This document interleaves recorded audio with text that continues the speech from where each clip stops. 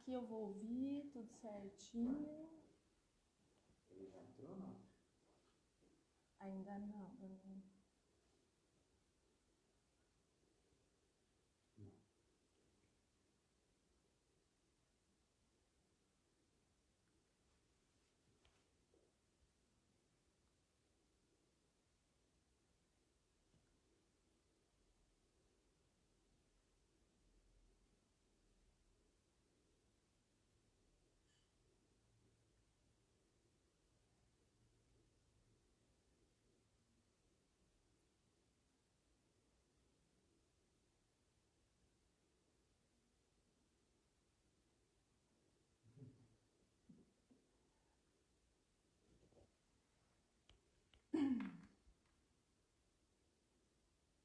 Entrou. O Edianjo entrou.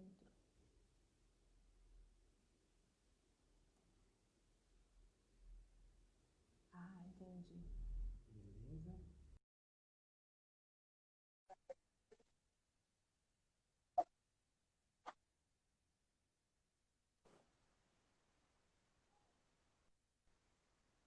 Boa noite.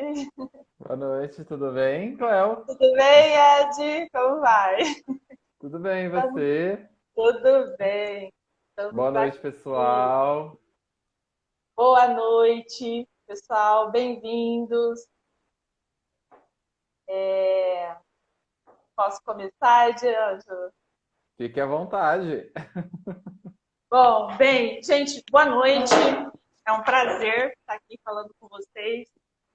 É um prazer esse convite do Colégio Degrau, né? Para estar compartilhando aí um tema tão importante. Vou começar me apresentando. Eu sou a Cleudenir, sou psicoterapeuta desde 2011 em Araçatuba, entre outros trabalhos na psicologia, sempre atuando na clínica, e também sou professora universitária, né?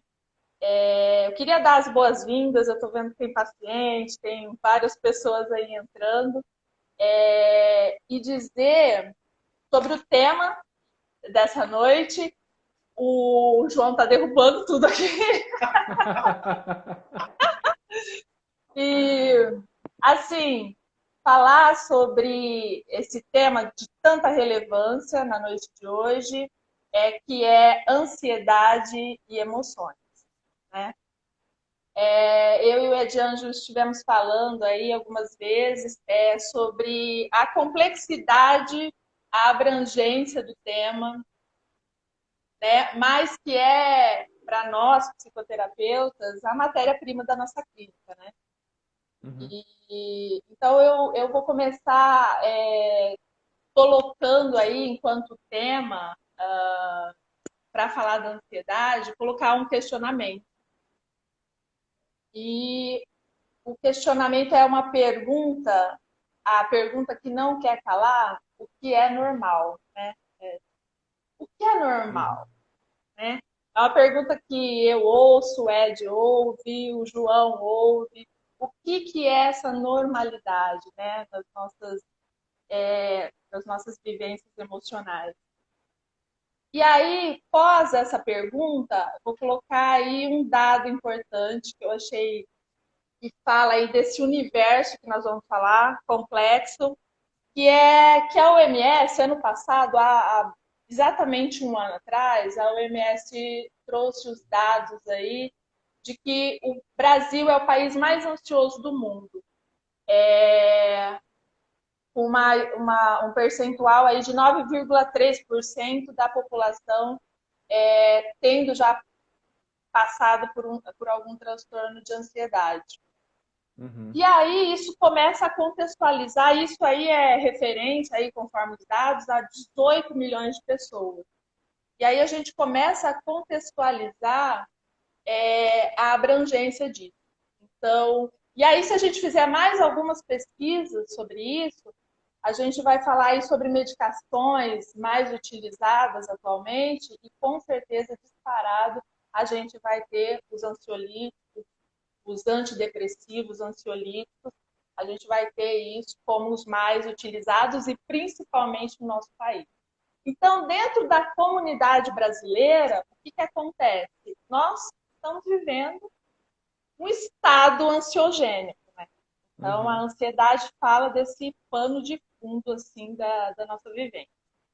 E aí, falando de normalidade, continuando aí na minha pergunta, o que é normal, a gente vai entender que ansiedade é um estado emocional natural.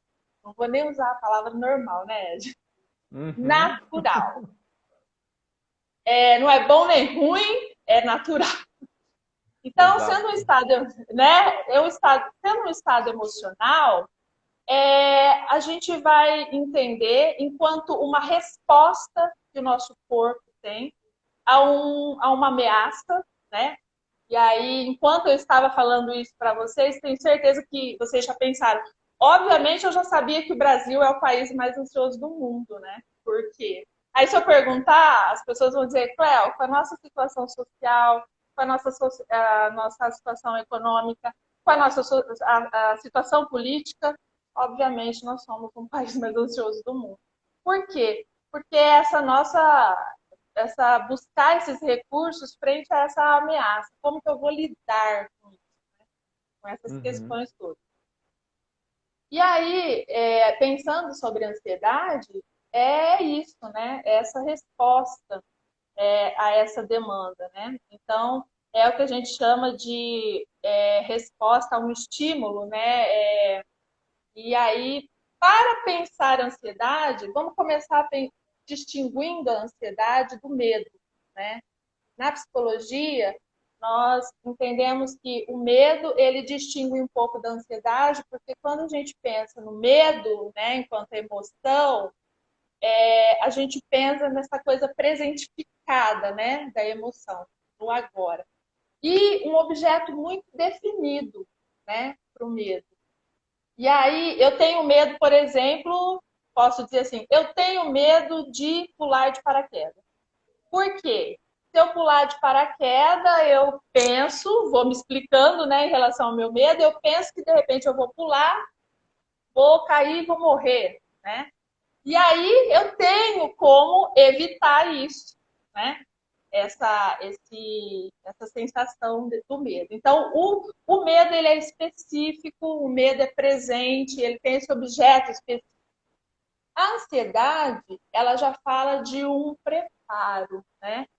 Fala de uma antecipação, de um estado preparatório para responder a uma demanda, a possível ameaça.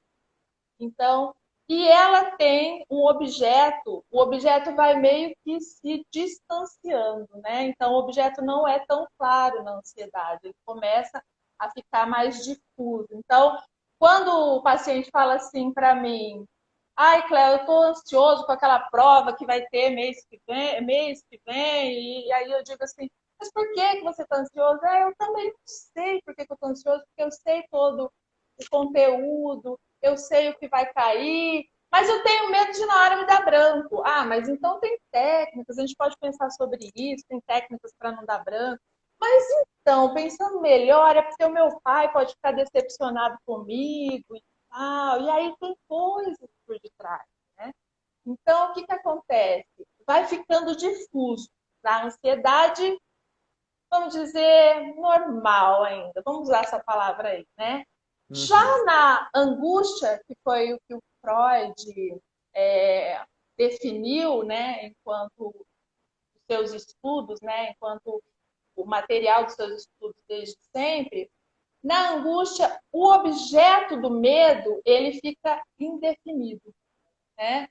Ele não é possível, na angústia, por exemplo, que é o pânico, né, que foi primeiramente descrito pelo Freud, eu não sei por que eu tenho todos esses sintomas. Então, o que acontece é que no meio do dia, no meio do trabalho, eu começo a ter sensações de morte, eu tenho taquicardia, eu tenho sudorese, eu tenho todo uma sensação de desfalecimento e eu não sei identificar por que começou a acontecer aquilo, o que remeteu a essa sensação. E essa sensação, esses sintomas, na verdade, eles são muito característicos, inclusive, da ansiedade normal, só que de uma forma muito intensa, numa dimensão muito maior. Então, na angústia, a gente pode entender que essa patologização já é uma patologia, já fala de um agravamento desses sintomas de ansiedade. Eu estou fazendo toda nessa introdução porque para a gente se situar dentro da complexidade do tema da ansiedade. O Freud tratava como angústia o que a gente hoje modernamente conhece como as classificações psiquiátricas aí, que todo mundo já ouviu falar, que é TAGs, né? O pânico, a fobia, as fobias aí sociais, essa descrição aí que está no DSM, né? Então, essas patologias modernas, digamos assim, onde eu acho que o Ed também compartilha comigo, onde esse sujeito que chega na nossa clínica, o que acontece? Ele está muito como um objeto dentro das situações. Então, ele está reagindo com sintomas, né? Onde ele se sente, de certa forma, despersonalizado, né? Basicamente, essa introdução que eu gostaria de dar aí para a gente começar a se situar dentro desse tema aí complexo, de certa forma, da ansiedade. E aí eu gostaria de sentir aí com o Ed Ângelo o que ele pensa sobre isso e vamos trocando, né, Ed? Só destacar uma coisa que eu achei bem interessante, tem alguém aqui do Maranhão, que legal, bem, bem legal isso. Assim. Possivelmente meus familiares. Um Que beijo. legal. A questão, como que a tecnologia ajuda a gente aí, né? Isso é maravilhoso, maravilhoso. Um beijo. Ai, ai. Mas vamos lá. Só me apresentar rapidamente, né? Atualmente eu sou daí, né, da cidade de Birigui, do ladinho de Araçatuba, mas atualmente eu estou há mais ou menos 4 anos eu estou aqui em São Carlos. Eu vim para tentar mestrado e assim por diante. Só que atualmente eu estou fazendo uma pós-graduação em equilíbrio emocional nas organizações, né? Então, acho que tem tudo a ver com um pouco do que a gente vai falar aqui hoje, não só nas organizações, mas também na nossa vida pessoal, nossa vida familiar, profissional e assim por diante. O que eu queria trazer... e atuo na clínica, né? Atendimento clínico presencial, atualmente suspenso por conta de todo esse problema que a gente está passando, mas também atendimento online, eu ofereço atendimento online também, né? Clinicamente. Sem contar os trabalhos voluntários e vários outros projetos que a gente participa, né? Mas a minha contribuição para a nossa live aqui de hoje é falar um pouquinho sobre as emoções, né? Que tem tudo a ver, uma ligação muito forte com a ansiedade, né? E quando a gente fala sobre as emoções, eu procurei me basear em uma definição muito importante de um grande profissional da psicologia, que é o Paul Ekman, que ele trouxe uma definição que para mim foi a que, de todas as que eu vi até hoje, foi a que mais fez sentido. Que ele diz mais ou menos assim: uma emoção, ela é um processo de avaliação automática influenciado pelo nosso passado, né? Então tem coisas lá do que foi acontecendo, experiências e tudo mais, que aconteceu quando sentimos que algo importante para o nosso bem-estar está ocorrendo, né? É um conjunto de mudanças físicas e psicológicas, então acontecem as duas coisas ao mesmo tempo, inclui alterações fisiológicas no organismo e comportamentos que nos permitem a começar a lidar com a situação, né? Então é algo, não é simplesmente, eu comecei a sentir raiva, né? Tem toda uma construção por detrás disso, né? Tem todo um movimento por detrás disso, né?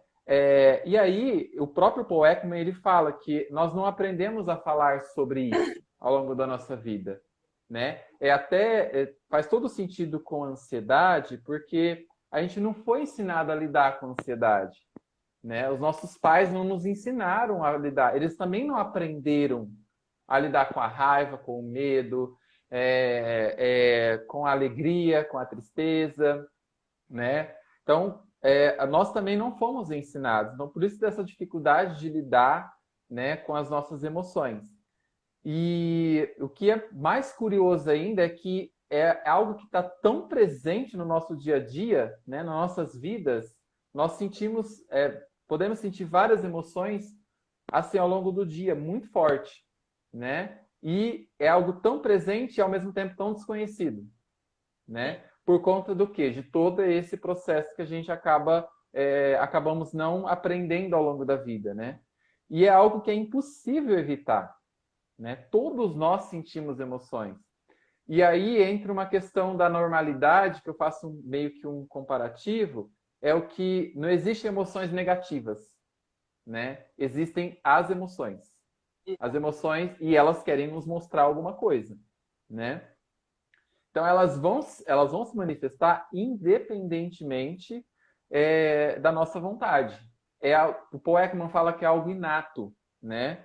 Então, como a gente não foi ensinado a olhar para elas, aí surge a nossa dificuldade em lidar com essas emoções.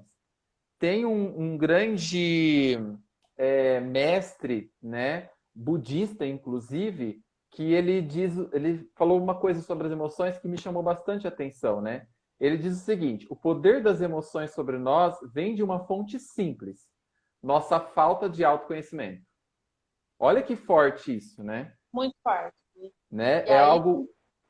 Exatamente. E aí é por isso que quando nós nos conscientizamos mais da experiência do sentir algo que realmente está acontecendo, as emoções perdem o poder de nos fazer sofrer, de saber lidar com a situação, né? Então, a nossa falta de autoconhecimento sobre essas emoções, sobre as nossas emoções, é o que nos faz cada vez mais sofrer. O Paul Ekman fala uma coisa que é super importante. As emoções, elas acontecem em questão de segundos e dura minutos. E o que vai ficar depois disso é a nossa ruminação. Então, a gente fica naquela ruminação e tal. Até porque, por conta de toda essa dificuldade de entender como que essas emoções acontecem, né? E aí, quando a gente fala de emoções, a gente precisa falar de uma coisa que é importante. Como que a gente resolve isso, né? Como que a gente... E as pessoas chegam na clínica, como a Cléo estava falando, né? Das pessoas que chegam pra gente, chegam muito com essa demanda, né? O que eu faço? Né? Não é normal. Eu quero parar de sentir raiva. Eu falei assim, então você já está no caminho errado. Né? A raiva ela vai continuar acontecendo, a tristeza vai continuar acontecendo. Porque, segundo o Paul Ekman, nós temos um banco de dados. Né? E esse banco de dados, o que tem nesse banco de dados? As nossas crenças, a nossa cultura, a forma que a gente enxerga o mundo, aquilo que a gente aprendeu na nossa educação e assim por diante.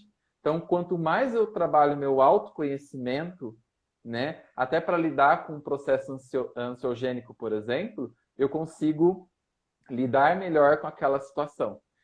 Aí, o Paul Ekman fala assim, a gente vai precisar chamar as emoções, né, para uma conversa, né, que é o cara a cara, e trabalhar esse nosso autoconhecimento.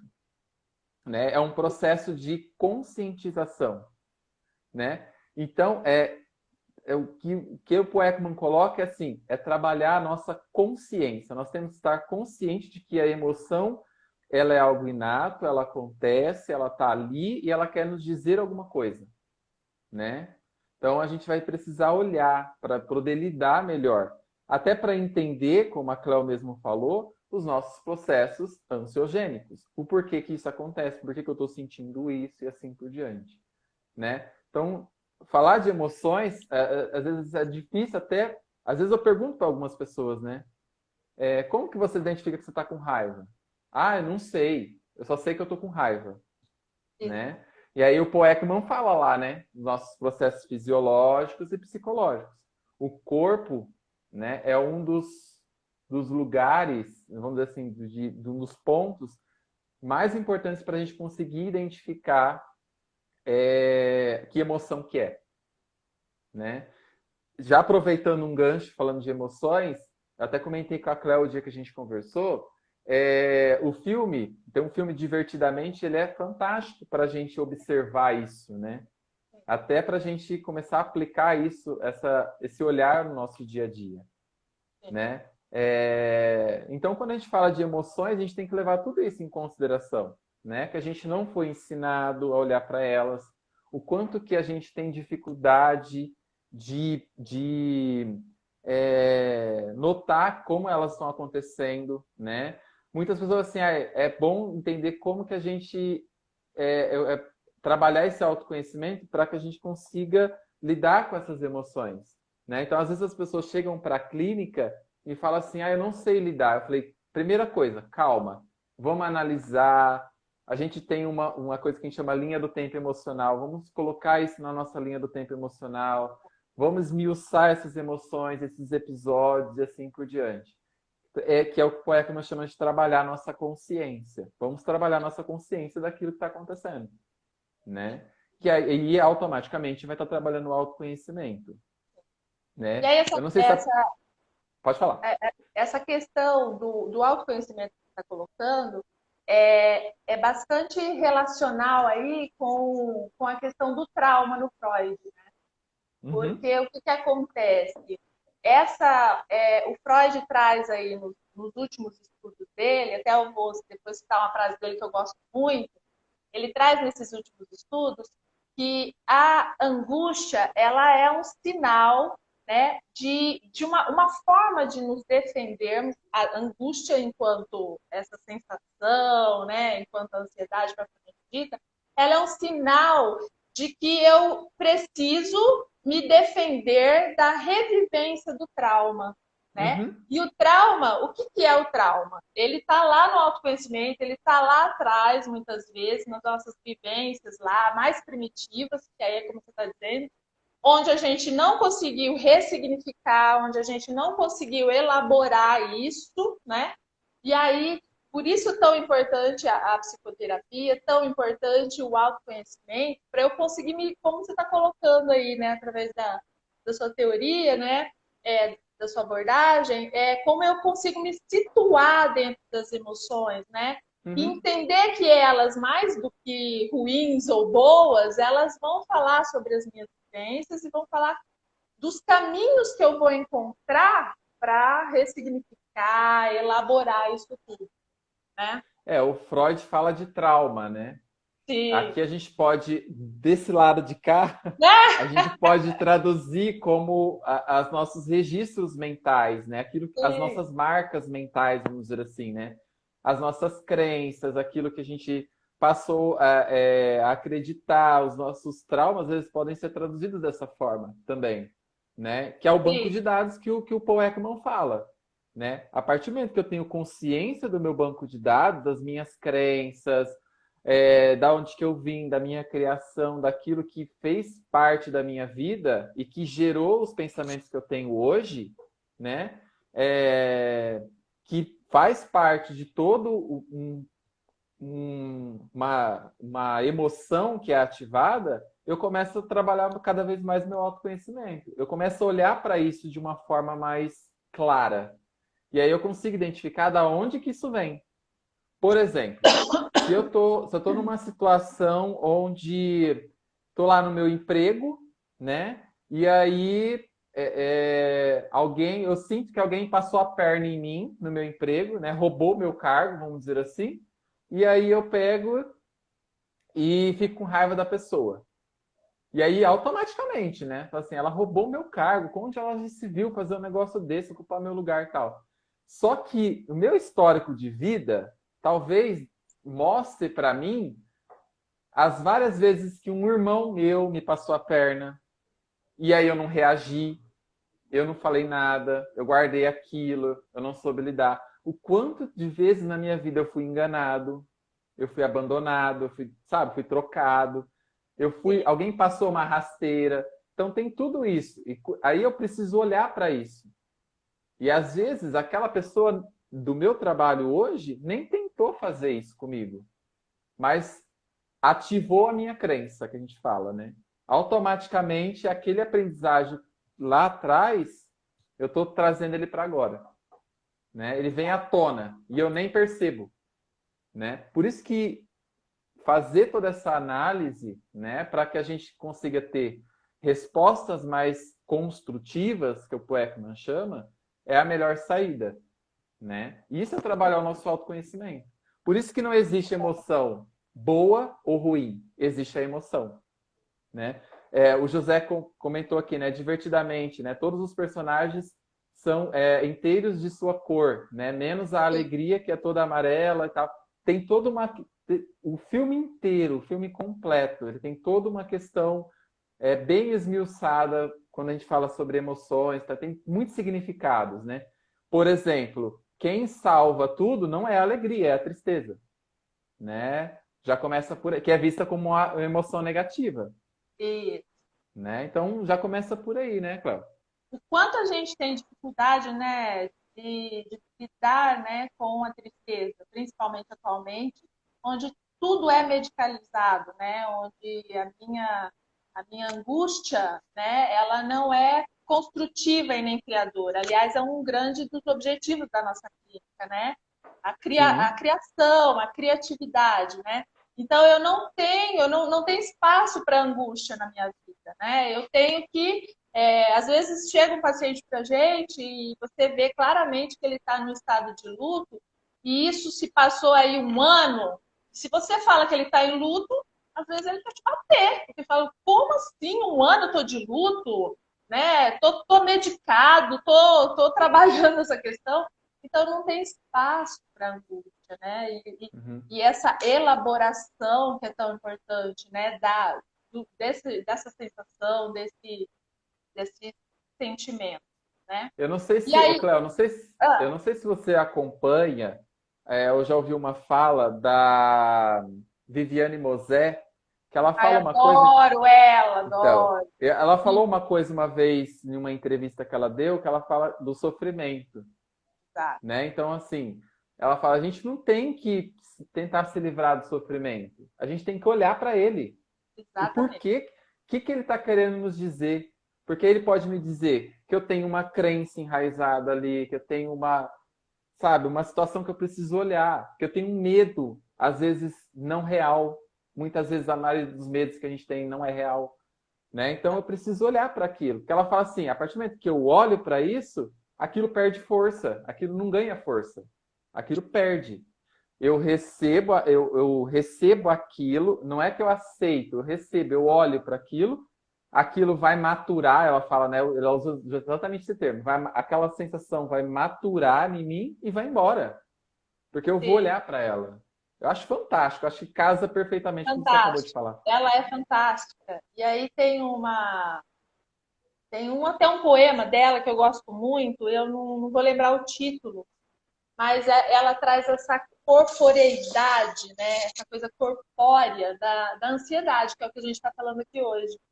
E ela até, eu sei que no final ela diz assim que Espírito Santo, ela faz remete de onde ela é, né? Uhum. Espírito Santo é todo aquele que promove a cura em si mesmo, né?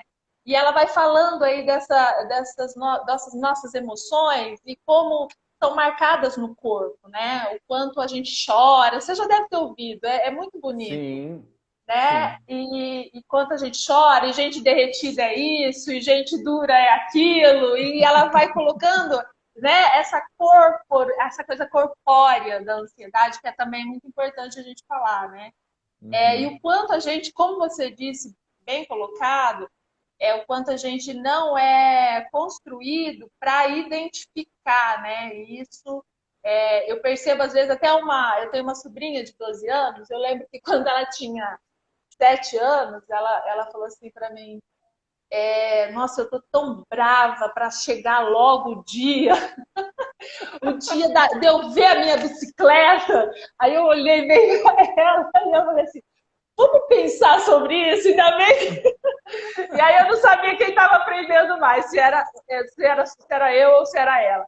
E eu falei, olha, Uhum. a gente chama isso de você quer que chegue logo, você está querendo antecipar, né? Olha a sensação da ansiedade. Eu tô tão brava, tia, que eu quero que chegue logo para eu ver a minha bicicleta. Então, o quanto Uhum. realmente a gente tem uma dificuldade nessa construção. É, E, só um pouquinho antes, a é, Daniela falou assim, né? Não se deve é, negar as emoções. Realmente, a gente não deve negar as emoções jamais, né? Todos nós temos essa dificuldade, né, com as nossas emoções, porque a gente não foi ensinado, né? Mas a gente tem que olhar para elas, né? Tô sentindo dificuldade de olhar para elas, vou procurar ajuda de alguém, né? Algum profissional, psicólogo de preferência, que olhe para isso, que te ajude a entender essas emoções, por que ela surgiu e assim por diante, né? Mas negar que ela está acontecendo, jamais, né? Porque ela está querendo nos mostrar alguma coisa, né? sim, O ter consciência, quanto mais consciência eu tenho dessas emoções e por que elas estão acontecendo, melhor vai ser para o meu autoconhecimento, né? sim. Eu não sei se teve, eu acho que não teve perguntas, aí a gente queria Tô trocar também, olhando né, com o aqui, eu tô pessoal. Você tá olhando. olhando aí? Então tá. Tô olhando. E eu queria, assim, colocar só uma questão em relação à ansiedade e esse momento nosso pandêmico, né? Eu pensei aqui, uma coisa que a gente ouve muito é que agora que nós estamos mais isolados, nós estamos mais em casa, o que acontece é que as pessoas começam a perceber essa ansiedade mesmo no estar em casa, né? Uhum. Então, essa questão ambiental, como que é isso? No estar isolado, estar em casa, estar ansioso. E aí, é importante a gente pensar que a ansiedade, ela é internalizada, né? Ela tá Sim. enquanto uma vivência interna, né? Obviamente que tem o caráter ambiental. E aí, quando a gente fala dessas questões ideativas na ansiedade, né? O que está acontecendo nesse mundo pandêmico aí fora, né? Uhum. Quais são essas ameaças que eu não consigo nomear? Então, o quanto isso é adoecedor, né, para o indivíduo? E o quanto isso, Uhum. tudo que a gente está vivendo, né, João, é adoecedor. Uhum. Então, eu digo para os meus pacientes que está sendo de um grande aprendizado esse momento para a gente, em muitos aspectos, né? Eu acho que Então, o assim, que você é um grande gostaria de falar sobre momento isso? de a gente, é um grande momento de a gente olhar para isso, né? O Exatamente. que que, por que que aumentou o número de compras de coisas na internet? Porque eu não consigo lidar com a minha emoção. Ah, eu preciso comprar. Eu vou não tô nem precisando daquilo, né? Compulsões, que é Mas importantíssimo você a colocar. compulsão surge aí, né? Então, Exato. eu não olho para a situação, eu quero me livrar dela. Por isso da importância de não negar a emoção que eu estou sentindo, né? Porque aí Exato. isso vai gerar outra coisa. Aí pode Porque eu, gerar tanto algo fisiológico, né? Uma psicossomática que a gente fala, né? exato. Ou, ou eu vou partir por conta de uma ansiedade e assim por diante, eu vou partir por um gasto, vou comprar coisas que eu não preciso, vou fazer dívidas que nesse momento talvez não seja o momento ideal para isso e assim por diante, né? Exatamente. Mais uma vez, tipo, estou ansioso, vou olhar para essa ansiedade. Identifiquei uma emoção, deixa eu olhar para isso. Sinto dificuldade de olhar para isso, deixa eu procurar ajuda, né? Deixa eu ver o que eu posso fazer, né? Para lidar melhor com isso, né? Exatamente. É, o Marcelo ali colocou uma questão que é Hum, importante realmente a gente colocar, o quanto a necessidade disso que você acabou de falar, de tomar contato consigo e fazer essa pausa, né? Ter contato com esse nosso, esse barulho interno, né? Essa sensação, essa aceleração, essa internalização de uma demanda que a gente tem também, né? Que eu estava falando, que a gente diz que é uma cobrança externa, mas a gente não para perceber o quanto isso está internalizado em nós, né? Essa aceleração, né? O quanto isso começa como uma resposta a um externo, mas o quanto a gente internaliza isso. Então, a pausa, né? Desse momento, eu acredito que foi também benéfica para muitas pessoas, porque sim. traz essa obrigatoriamente, né, essa pausa, essa necessidade de você parar e olhar e tomar contato com muitas coisas aí, muitos sentimentos, né? Uhum. E o quanto a É, é, psicoterapia é fundamental, né? sim, concordo plenamente com a sua resposta. O José também colocou, né? Qual seria o melhor jeito de se de sentirmos essas emoções consideradas negativas ao invés de repelir? O Paul Ekman, ele fala que dentro da linha do tempo emocional, ele trabalha com 3 pontos.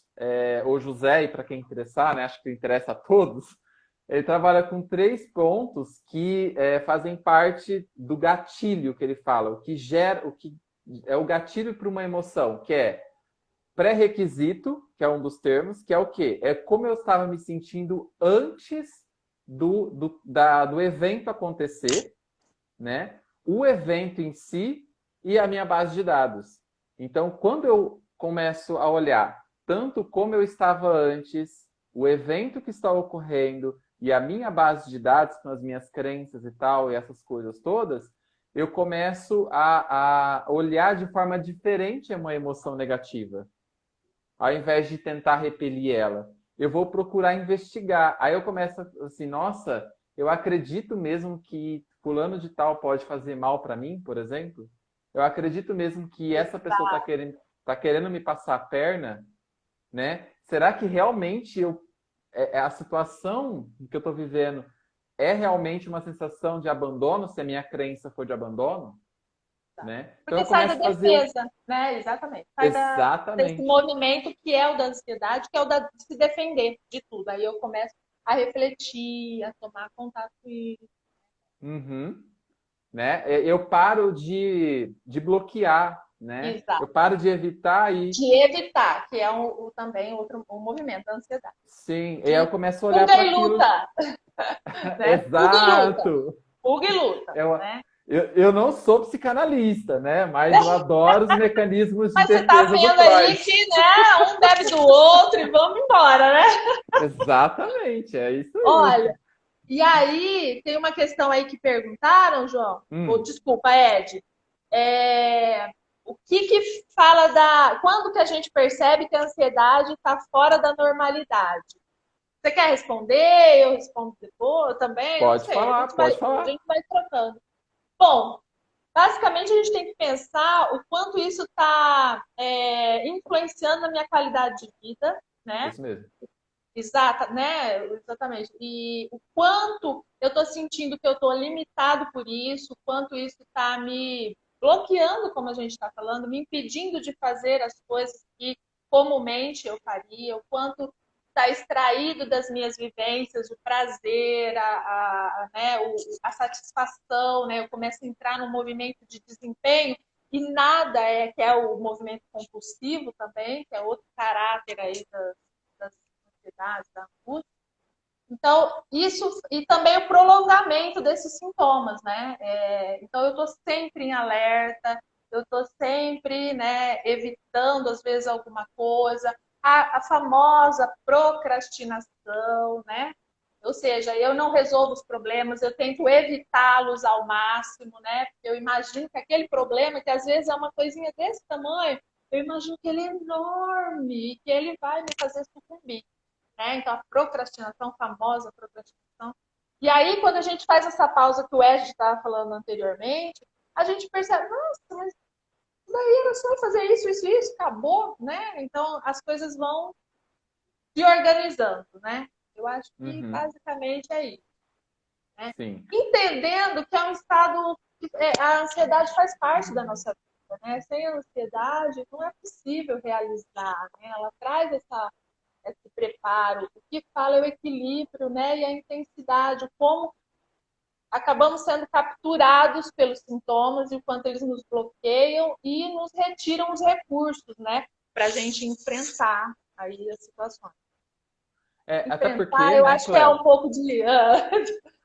Pode Até falar. porque a ansiedade, ela é essencial para a nossa sobrevivência. Sim, o Karnal, eu gosto muito do Karnal também, ele diz assim, olha, se a gente voltar no tempo, o homem de Neandertal era ansioso, porque ele estava pensando, e a chuva como vai ser? E o dinossauro vai me comer ou não? Como será? É esse conflito, né? A ansiedade, ela fala Uhum, desse conflito, essa expectativa grande, como que vai ser esse futuro, né? Então, isso faz parte da nossa vivência humana. Sim, sim. Então é essencial, né? Faz parte. O problema é a intensidade que eu dou para ela e o não olhar para isso. É só eu fico muito mais preocupado com os sintomas fisiológicos e o que está acontecendo aqui do que necessariamente olhar para a situação, né? Falaram aqui, né? Com a desaceleração da própria vida, né? Percebe-se que a maioria das pessoas tem dificuldade de lidar e até perceber o silêncio interno, verdade, né? Por Isso conta do quê? exatamente. O Desse de não. Marcelo falou, oi, Isso. Marcelo. Essa dificuldade de a gente olhar porque a gente não foi ensinado a fazer isso, né? O que a gente já falou aqui, né? Tem essa dificuldade. Perguntaram assim também, como que eu faço para lidar com ansiedade e pânico? Não foi essa que você respondeu, né? Foi outra, Não, né? não, foi a da normalidade, né? Quando que eu percebo que a ansiedade Aí a pessoa complementa, né? Eu, quando sinto tudo isso, é a Ana que fez. Eu, quando sinto tudo isso, sinto uma dor muito forte na lombar. A gente chama isso de psicossomática, né? Então, a somatização, né? é a somatização. O Freud chamava isso das neuroses somáticas, né? É um tipo dos diversos tipos aí de ansiedade, né? de angústia que o Freud colocava. Que hoje a gente vai entender, enquanto aí os transtornos de ansiedade, que tem esse caráter, né, do sintoma, né? Que ele tem um destino no corpo, né, Ed? Tem um destino. Sim. Isso que eu não consigo nomear, né? Essa tensão que eu não consigo nomear, eu acabo gerando essa tensão e tendo esse adoecimento do corpo, tenho esse destino para o corpo. Então, é mais fácil eu lidar com por exemplo, Ana, com uma dor na lombar do que eu talvez tomar contato com o que está por detrás dessa angústia, né? O que o Freud chamava de o trauma aí recalcado, né? As nossas questões aí. A questão da repressão, né? A gente reprime Exato, isso. Que é o recalque, justamente, o trauma recalcado. Né? Se a gente reprime, a gente está querendo colocar. Eu sempre costumo dizer assim. Esses dias, até um tempo atrás, uma paciente me mandou até um meme de um armário, né? Que tá os pratos tudo caindo assim, e aí ela falou assim: quando o meu psicólogo fala para mim falar mais, né? Se abrir e tal, a sensação que eu tenho é essa, né? De que se eu abrir a porta, tudo vai desmoronar. Por que isso, né? Por que dessa sensação, dessa dificuldade? Porque eu fui guardando muito isso. Mas enquanto eu não abrir isso, né, vai ser mais difícil para mim sair dessa situação. Para mim trabalhar até a dor física, né? Porque é muito do psicológico interferindo na questão fisiológica da pessoa. Sim, né? Então, não tenham medo de olhar para as emoções, né? Elas fazem parte da nossa vida e a gente tem que olhar. Até nós, psicólogos, né, Cléo?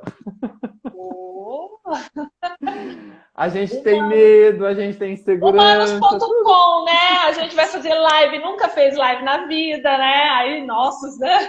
Mas aí a gente respira, né? Deixa eu lembrar da técnica. Não é? Mas tudo novo. Exato. Aí o João fala assim, fica calma, tá tudo bem, tá? Tudo bem, tudo bem. Ó, comentário, a Ana falou, complementou, né? Além da dor lombar, o que mais me deixa mal é a insônia. Um muito beijo, ligado. Ana! Outra lá do Maranhão, viu, Ed? Ó! O pessoal do Maranhão em peso. Deixa eu falar, essa questão aí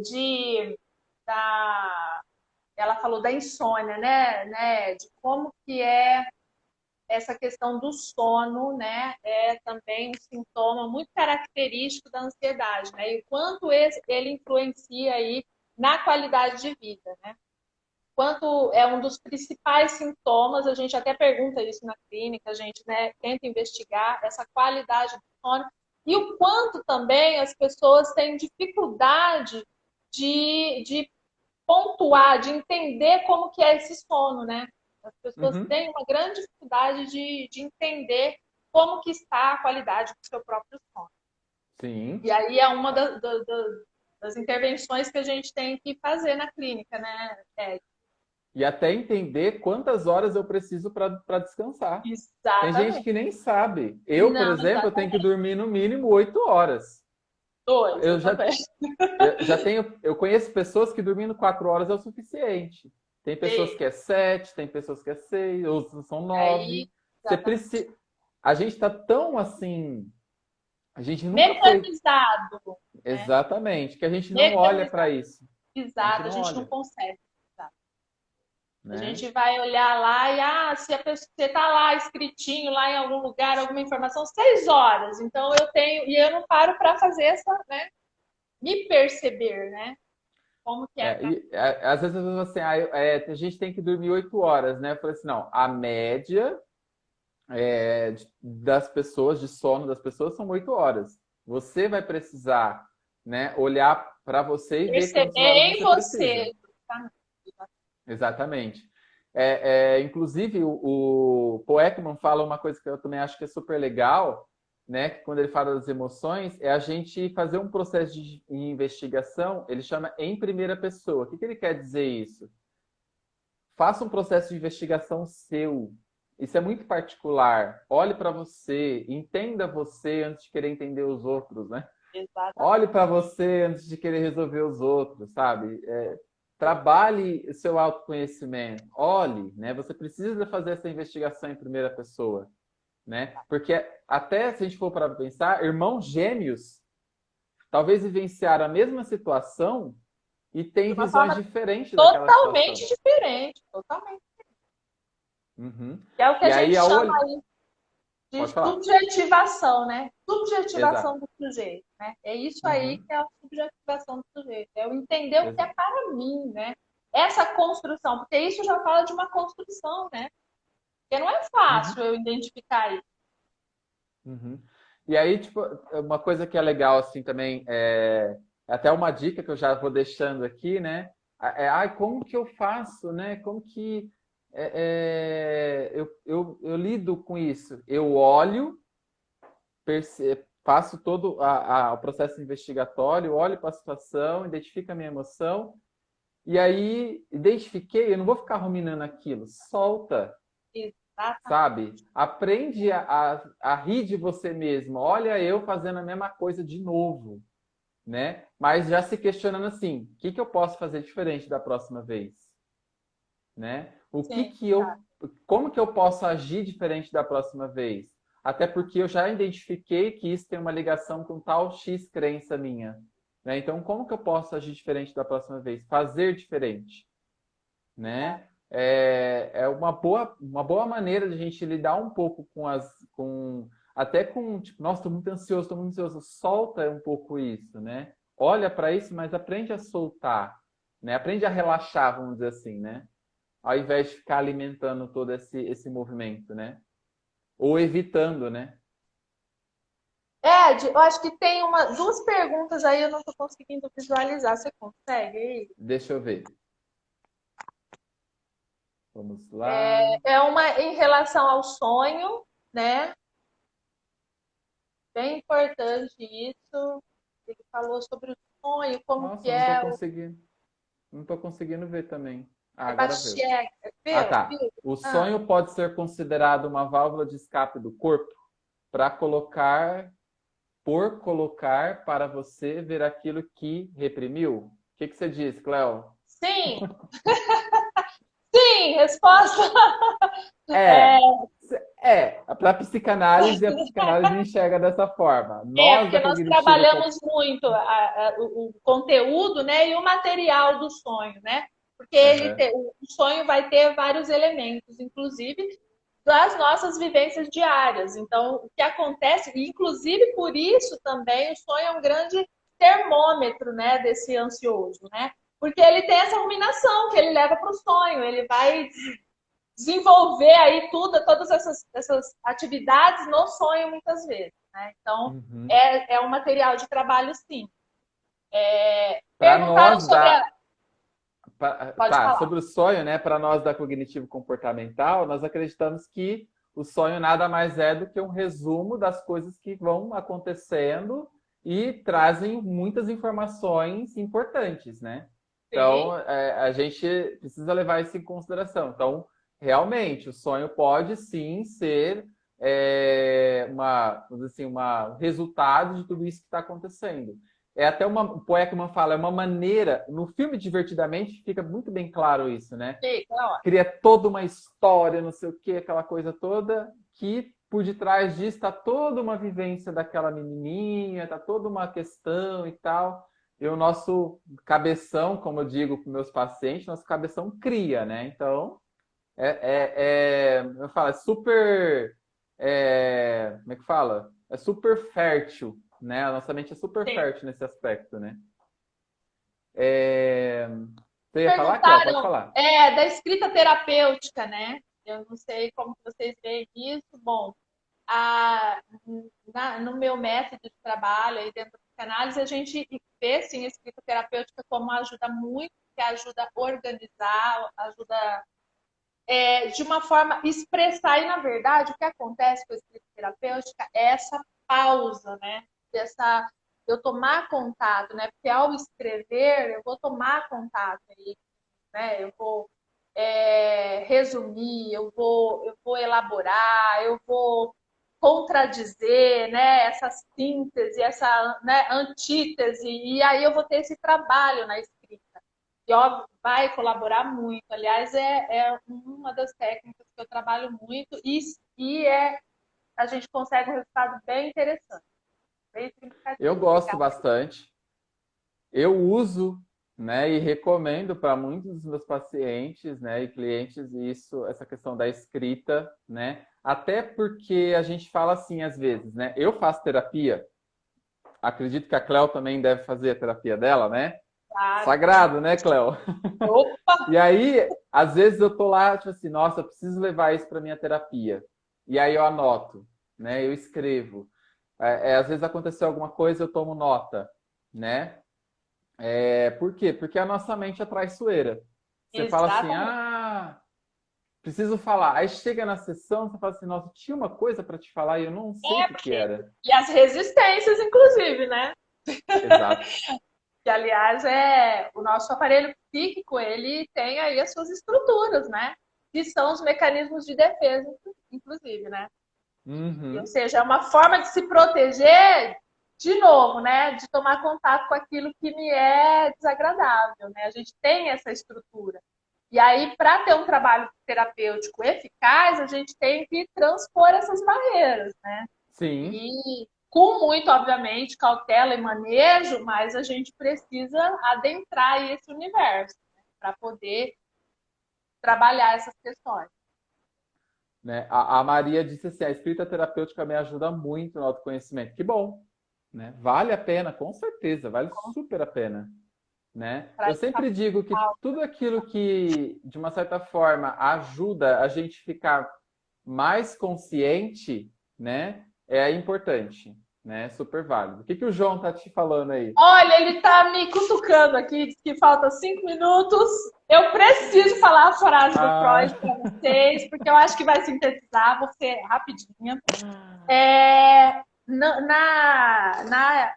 Nos estudos do Freud de 1926, Inibições, Sintomas e Angústia, o Freud traz uma frase muito importante, que ele diz assim: a angústia, ela tem inegável relação com a expectativa, né? Então tem uma expectativa em relação ao futuro, a antecipar o que vai ser. É a angústia por algo, que eu não sei o que é, né? Uhum. Tem uma qualidade de indefinição e a falta de objetos. Então, é exatamente isso que a gente falou, né? A gente precisa dar essa pausa para identificar o que está por detrás dos nossos sintomas e ser criador, e ser sujeito aí, né, na nossa vida, e não um objeto, né, que é o que acontece quando a gente é tomado e capturado pelos sintomas na ansiedade e pelos sintomas pandêmicos e por tudo que a gente está vivendo, né? A gente precisa ter essa pausa necessária. Ai, ai. Tá. Desculpa a viagem, a Cléo viaja. Bom, o vídeo pode ficar gravado disponível? Aí o João vê aí o que o João vai fazer. Eu até gostaria. Sim, tá. Uma coisa importante, né? Perguntaram aqui também, o Ricardo perguntou, né? Se fotografia pode ser considerado terapêutico. Com certeza, né? Você vai estar, com certeza, Tem um terapêutico, trabalho, a né? técnica muito importante. É. Bem Exatamente. Trabalha a legal. nossa visão, consciência, muita coisa. Eu gosto de Sim. fotografia, né? Então eu sou suspeito para Fotógrafo, poder né? falar. É amador, mas eu sou fotógrafo, eu me considero, vai. Essa É, captura da fotografia é muito bacana, né, João? sim, com certeza, com certeza. Se eu pudesse deixar uma dica para vocês, olhe para as suas emoções, né? Não reprimam as suas emoções, não façam, não vejam isso como algo ruim. Não existe emoção ruim nem emoção boa, existe a emoção. E aí eu posso deixar como sugestão quatro pontos, né? Então, está acontecendo, identificou com um processo de episódio emocional, tente identificar quais as emoções que estão sendo despertadas em mim. É o primeiro ponto. É raiva? É medo? É alegria? Se pergunte isso, né? Segundo, o que evento que causou isso? Né? O que aconteceu que desencadeou essa emoção? Como foi a minha resposta para isso? Né? E Sim. como eu me senti depois disso? Né? E mais ainda, o que está por detrás disso, que é o quê? O meu banco de dados. Né? Que pensamentos que passaram pela minha cabeça? Né? O que me levou? Essa situação me levou para algum lugar? E assim por diante? Me lembrou alguma coisa? Me lembrou alguma fala da minha mãe? Me lembrou alguma fala do meu pai? Da minha professora? Traumas, traumas. Os traumas, né? Que para nós aqui são as crenças que vão gerar crenças e tal, né? Não tenham medo de olhar para sua ansiedade, não tenham medo de olhar para para suas emoções. Olhem, se conheçam, né? Para quê? Para que vocês tenham uma vida mais plena, mais leve, mais solta. E já aproveitando que eu estou falando, me coloco à disposição, né? No meu Instagram, no meu site, psicólogo de Ângelo Alencar. Fico à disposição, se quiser tirar mais dúvidas, trocar ideia, convidar para um café online, qualquer coisa, a gente Isso, está aqui, né, exatamente. Cléo? Estamos aqui. Também me coloco à Agradecer ao disposição. João pelo convite, né? Muito Isso, ao bom. João, ao Colégio Degrau, uma excelente iniciativa. Foi um Aí, prazer. João, estão perguntando quando será a próxima live. Exato. Olha lá, que bom. Ai, que Prazer. bom. Obrigado por vocês, né? Todo o pessoal que passou, por ter participado Muito também. Obrigado, obrigada. Um Cléo. beijo para todos. Muito obrigada, Ed, pela troca. Nossa, magnífico mesmo, né? Gratidão, gente. Gratidão. Me coloco à disposição. Qualquer coisa, estamos aí, tá, Cléo? Tá E bom. todos, né? Estamos aqui. Tá bom? Tá É isso, João. bom, João.